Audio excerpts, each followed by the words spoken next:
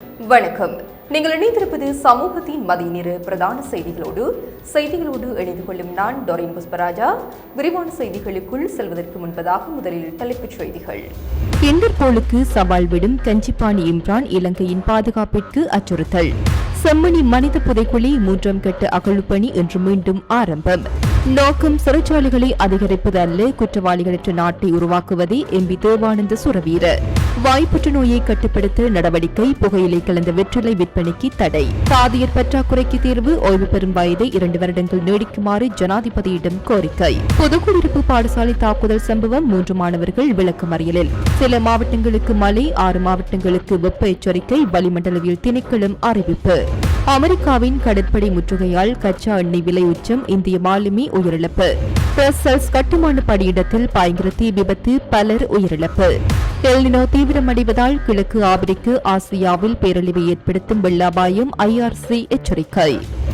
அவை எமது தலைப்புச் செய்திகள். இனி தொடர்பான விரிவான செய்திகள். சர்வதேச போலீசாரான இன்டர்போலின் தேடுதல் வளையத்திற்குள் சிக்காமல் தப்பித்து வெளிநாட்டில் தலைமறைவாக இருந்து கொண்டே இலங்கையில் தனது பாதாள உலக குற்ற செயல்களை தொடர்ந்து பிரபல குற்றவாளி கஞ்சிப்பாணி இம்ரான் இயக்கி வருவதாக தெரிவிக்கப்படுகின்றது. இலங்கையின் மிக கொடூரமான பாதாள உலக குழு தலைவரான இவர் பல கொலைகள் மற்றும் மனித நேயமற்ற குற்ற செயல்களுடன் தொடர்புடைய முக்கிய சூத்திரதாரியாவார். கடந்த 2019ஆம் ஆண்டு துபாயில் கைது செய்யப்பட்டு இலங்கைக்கு நாடு கடத்தப்பட்ட இவர் 2021இல் பிணையில் விடுவிக்கப்பட்டதைத் தொடர்ந்து போலி கடவுச்சீட்டுகளை பயன்படுத்தி நாட்டிலிருந்து தப்பியோடினார். தற்போது உள்நாட்டில் மட்டுமின்றி சர்வதேச பயங்கரவாத அமைப்புகள் மற்றும் மாபியா கும்பலுடன் கைகோர்த்து நவீன தொழில்நுட்பங்கள் மூலம் இலங்கையில் போதைப்பொருள் கடத்தலை இயக்கி வருகின்றார். இவரை கைது செய்வதற்காக இலங்கை போலீசாரின் கோரிக்கைக்கு இணங்க சர்வதேச போலீசாரால் கடந்த 2024 ஆகஸ்ட் 2 அன்று 888 என்ற இலக்கத்தின் கீழ் சிவப்பு அறிவித்தல் விடுக்கப்பட்டுள்ளது. தொடர்ச்சியாக தனது இருப்பிடங்களை மாற்றி தலைமறைவாக இருக்கும் இவரால் தேசிய பாதுகாப்பிற்கு பெரும் அச்சுறுத்தல் ஏற்பட்டுள்ளது. இந்த நபர் குறித்த தகவல்கள் ஏதேனும் கிடைத்தால் உடனடியாக குற்றப்புலனாய்வு பிரிவு அல்லது இன்டர்போல் அமைப்பிற்கு தெரிவிக்குமாறு அதிகாரிகள் கேட்டுக் கொண்டுள்ளனர். யாழ் செம்மணி மனித புதைக்குழியில் தற்காலிகமாக நிறுத்தப்பட்டிருந்த 3ஆம் கட்ட அகழ்வு பணிகளின் 3ஆம் பகுதி யாழ் நீதிவான் நீதிமன்றத்தின் அனுமதியுடன் இன்று காலை மீண்டும் ஆரம்பமாக உள்ளது.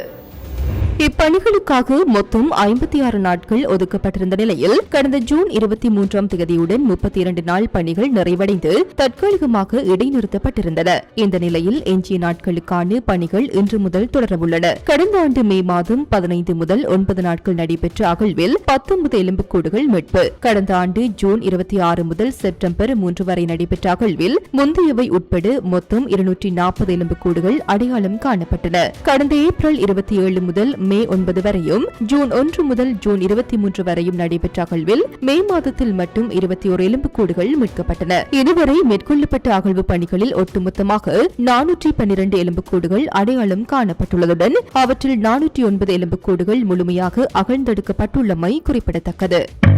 பாரிஸ் வாழ் மக்களே, உங்களின் பேராதரவை பெற்ற கல்யாணி மற்றும் அன்னபூரணி தயாரிப்புகள் இப்போது 2 கிளைகளிலும். பிடி கேஷன் கரி லாச்சப்பல், பிடி சூப்பர் ஸ்டோர் ஹார்லே கோனஸ். தற்போதைய அரசாங்கத்தின் நோக்கம் சிறைச்சாலைகளை அதிகரிப்பதோ அல்லது அவற்றின் வசதிகளை மேம்படுத்துவதோ அல்ல, மாறாக குற்றவாளிகள் உருவாகாத நல்லதொரு நாட்டை உருவாக்குவதே ஆகும் என்று தேசிய மக்கள் சக்தியின் கொழும்பு மாகாண பாராளுமன்ற உறுப்பினர் தேவானந்த சுரவீர தெரிவித்துள்ளார்.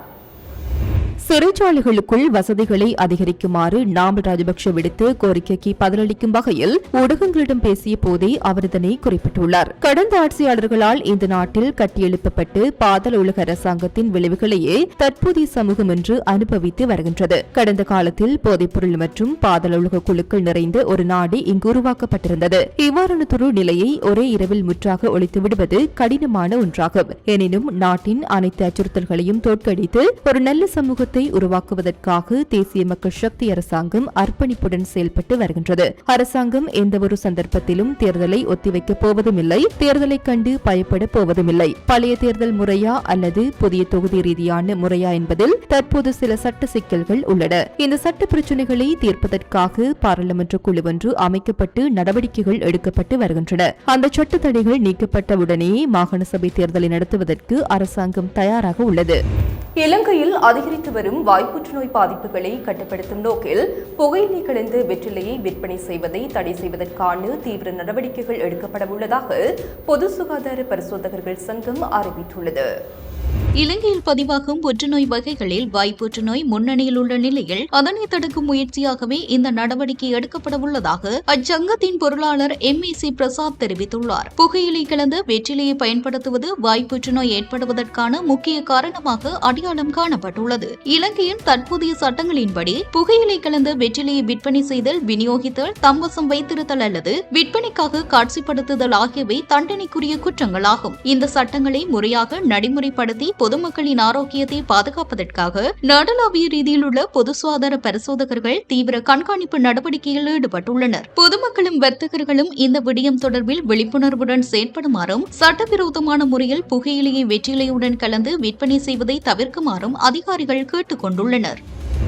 நாட்டில் நிலவும் கடுமையான தாதியர் பற்றாக்குறைக்கு தற்காலிக தீர்வாக ஓய்வு பெறவிருக்கும் தாதியர்களின் பணிக்காலத்தை மேலும் 2 வருடங்களாக நீடிக்குமாறு அரசு சேவை ஐக்கிய தாதியர் சங்கம் ஜனாதிபதி அனுரகுமார திசாநாயக்கவிடம் கோரிக்கை விடுத்துள்ளது. இது தொடர்பான கடிதத்தை அச்சங்கத்தின் தலைவர் முருத்தட்டுவே ஆனந்த தேரர் நேற்று ஜனாதிபதிக்கு அனுப்பி வைத்துள்ளார். நாட்டில் டெங்கு நோயாளிகளின் எண்ணிக்கை 50,000-ஐ தாண்டியுள்ளது. வீடுகளில் சிகிச்சை பெறுபவர்களையும் சேர்த்தால் இந்த எண்ணிக்கை இன்னும் அதிகமாக இருக்கக்கூடும் என சங்கம் சுட்டிக்காட்டியுள்ளது. நோயாளிகள் அதிகரித்துள்ள போதிலும் போதிய தாதியர்கள் இல்லாததால் ஒரு தாதியர் 3 பேரின் பணிச்சுமையை சுமக்க வேண்டியுள்ளது. இதனால் தாதியர்களும் நோய்வாய்ப்படும் அபாயம் ஏற்பட்டுள்ளது. புதிய தாதியர்களை ஆட்சேர்ப்பதற்கு அரசாங்கம் தயாராக இருந்தாலும் அவர்களுக்கு பயிற்சி அளித்து சேவையில் இணைப்பதற்கு இன்னும் 3 ஆண்டுகள் தேவைப்படும். ஏற்பட்டுள்ள கடுமையான சுகாதாரத்துறை நெருக்கடியை தணிக்கும் வகையில் ஓய்வு பெறவிருக்கும் தாதியர்களின் வயது வரம்பை 2 வருடங்களால் நீடிப்பதற்கு ஜனாதிபதி தனது விசேட கவனத்தை செலுத்த வேண்டும் என முருத்தட்டுவே ஆனந்த தேரர் வலியுறுத்தியுள்ளார். முல்லைத்தீவு பொதுக்குடியிருப்பில் உள்ள பிரபல பாடசாலையொன்றில் சக மாணவர்கள் மீது இரும்பு கம்பியால் தாக்குதல் நடத்திய குற்றச்சாட்டில் கைது செய்யப்பட்ட 3 மாணவர்கள் எதிர்வரும் 21/7/2026 வரை விளக்கமறியலில் வைக்கப்பட்டுள்ளனர்.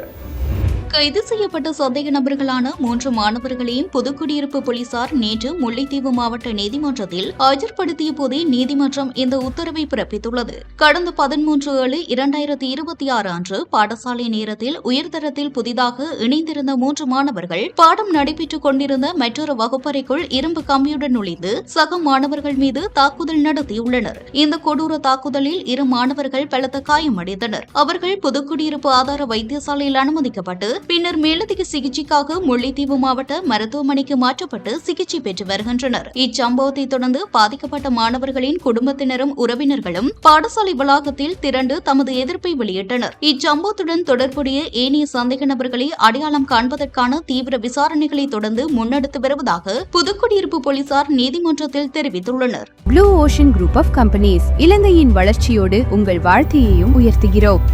காரை நகரில் வெளிநாடுகளில் இருந்து வருகை தருவோரின் வீடுகளை இலக்கு வைத்து தொடர் திருட்டுகளில் ஈடுபட்டு வந்த 2 ஜாழ் மாவட்ட குற்றத்தடுப்பு பிரிவினரால் நேற்று கைது செய்யப்பட்டுள்ளனர். சம்பவம் தொடர்பாக கரை நகரைச் சேர்ந்த 26 மற்றும் 27 வயதுடைய 2 இளைஞர்களே இவ்வாறு கைது செய்யப்பட்டுள்ளதாக போலீசார் தெரிவித்துள்ளனர். முதல் வீட்டில் 1600 கனேடிய டாலர், 1 சோடை தங்கக்காப்பு மற்றும் கடவுச்சீட்டும், 2வது வீட்டில் 400 யூரோ மற்றும் இலங்கை மதிப்பில் 1 லட்சம் ரூபாய் பணமும் இவ்வாறு திருட்டு போயுள்ளது. பாதிக்கப்பட்ட வீட்டின் உரிமையாளரால் செய்யப்பட்ட முறைப்பாடுகளின் அடிப்படையில் யாழ் மாவட்ட குற்றத்தடுப்பு பிரிவு போலீசார் விசாரணைகளை துரிதப்படுத்தினர். விசாரணைகளின் அடிப்படையில் சந்தேக நபர்களை கைது செய்த போலீசார் அவர்களிடமிருந்து களவாடப்பட்ட பணம் மற்றும் நகைகளை முழுமையாக மீட்டுள்ளனர். கைது செய்யப்பட்டுள்ள சந்தேக நபர்களிடம் மேலதிக விசாரணைகளை மேற்கொண்ட பின்னர் அவர்களை நீதிமன்றத்தில் ஆஜர்படுத்துவதற்கு போலீசார் நடவடிக்கை எடுத்துள்ளனர்.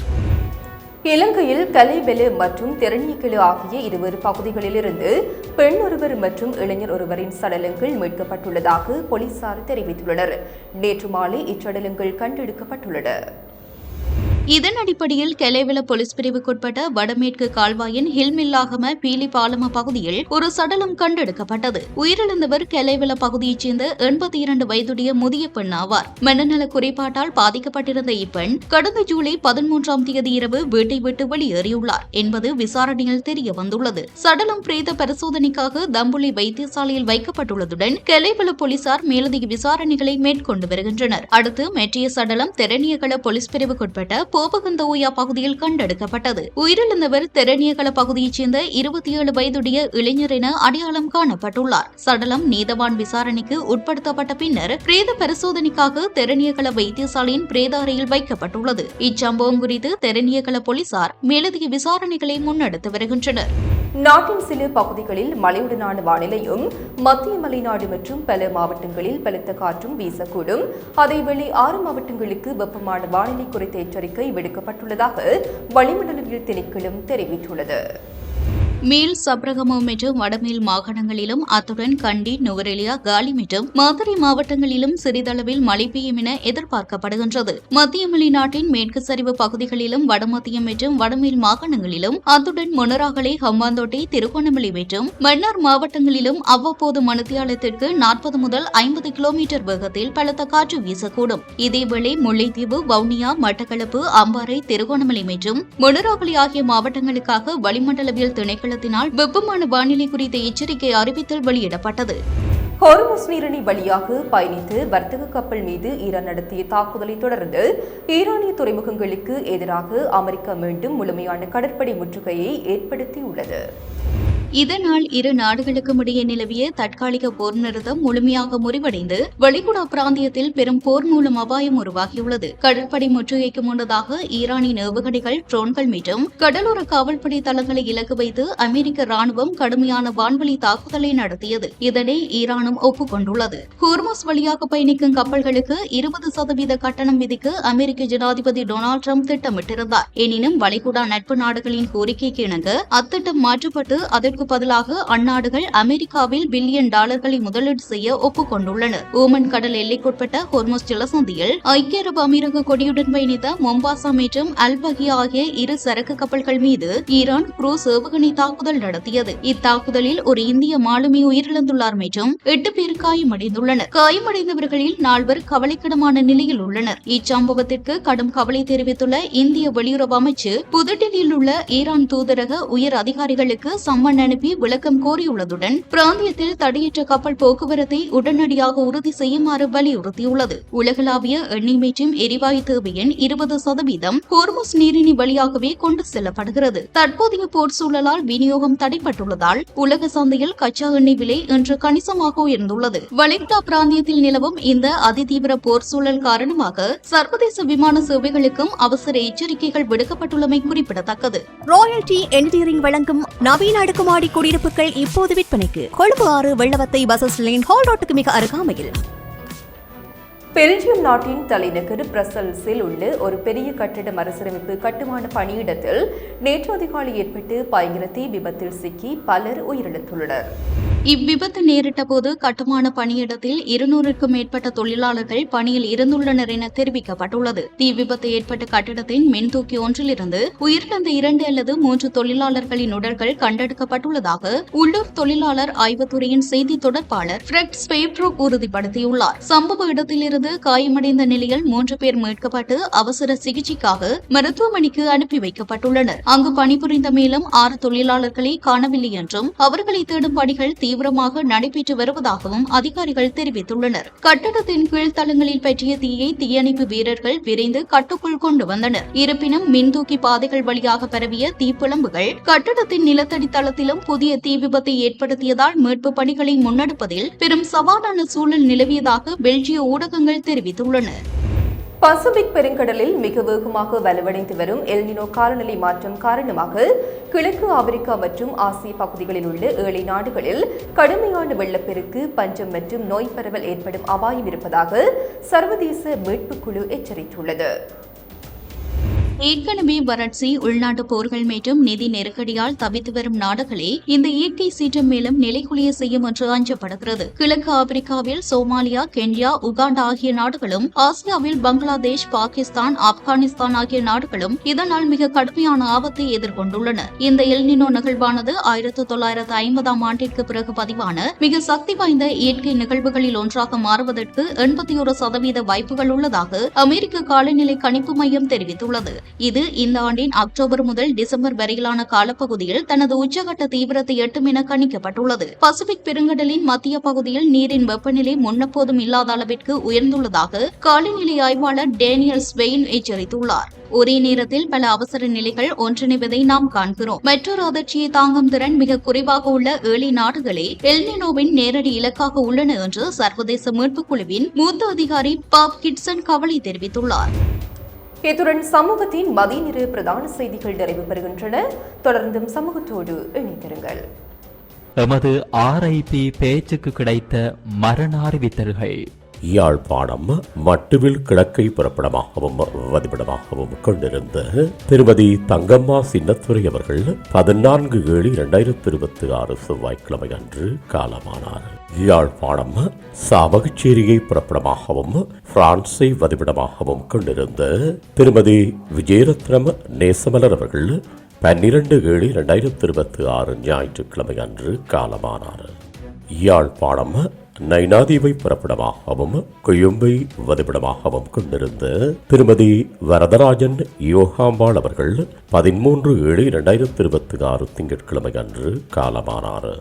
யாழ்ப்பாணம் வதிரி ஸ்ரீ திலகாவை புறப்படமாகவும் கொழும்பை வதிவிடமாகவும் கொண்டிருந்த திருமதி கிருஷ்ணபிள்ளை குகமணி அவர்கள் 14/7/2026 செவ்வாய்க்கிழமை அன்று காலமானார்.